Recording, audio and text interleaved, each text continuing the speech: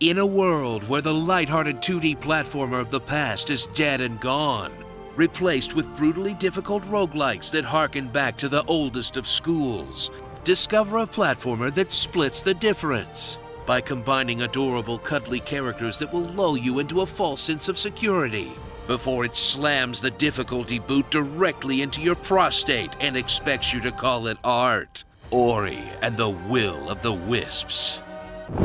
Experience the new look and feel of the Ori series' second outing, where they took a glance at Hollow Knight and said, I guess we could do that, featuring the original platforming-heavy Metroidvania gameplay of the Blind Forest, with an additional layer of abilities and light RPG elements that you see in the genre's most respected games, more elaborate weapon-based combat, specific checkpoints instead of self-made ones, and lots of quests and side quests to keep you backtracking, as well as a bunch of soulsy atmosphere and weird, lonesome NPCs to encounter, which might feel like a concession to the popular, but it's still probably a better game because of it.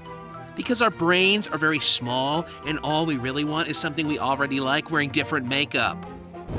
Return to the gorgeous, luscious world of Ori, whose elaborate forests pack in twice the art design of your average indie. And rejoin Ori and his modern family of several different species of animal-like creatures, who have just adopted a new charge, an adorably crippled owl. And watch in delight as they make friends and develop deep bonds. Then suddenly remember what the first game was actually like when they just savagely murder it at the end of the first act, bringing you an experience that's as much Symphony of the Night as it is a dog's purpose. Oh, I'm sorry, you wanted a fun video game? What, sobbing into your hands for 20 minutes isn't your idea of fun?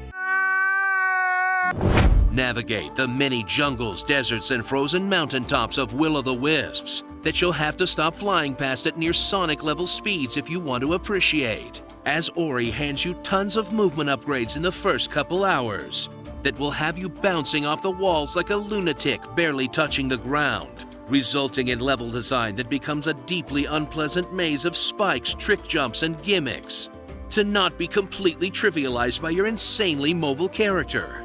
Then sigh in frustration as the game throws a giant monster behind you and suddenly wants you to be extremely precise or repeat the section over and over again, in the cyclical hell that is the flying rug level from Aladdin, just in Unity this time.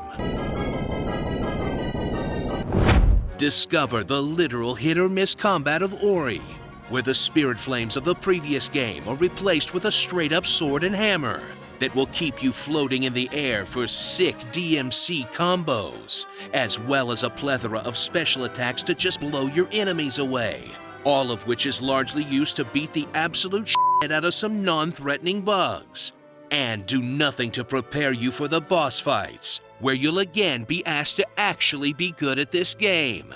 And the biggest challenge becomes not killing yourself by just running your body into the boss's hitbox over and over by accident. And your reward for beating the boss? Congratulations, you've murdered one of your only friends.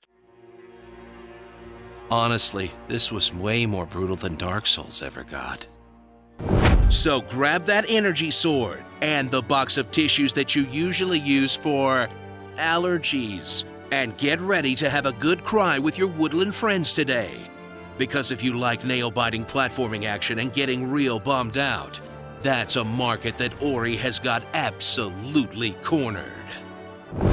Starring the Ghost of Stitch, Abominable Snow Mom, Less Than Incredible Spider-Man, Guardians of Ga'Hoole, Tick-Tock, Cornifer, Rafiki, Orn, Breaking Bad, The Constant Gardener, Frog Factions, and Crippling Depression. Ori and the Will to Continue. By the way, I've seen the design doc for the third Ori game, and the entire thing is just about taking Naru off life support. Talk about innovative.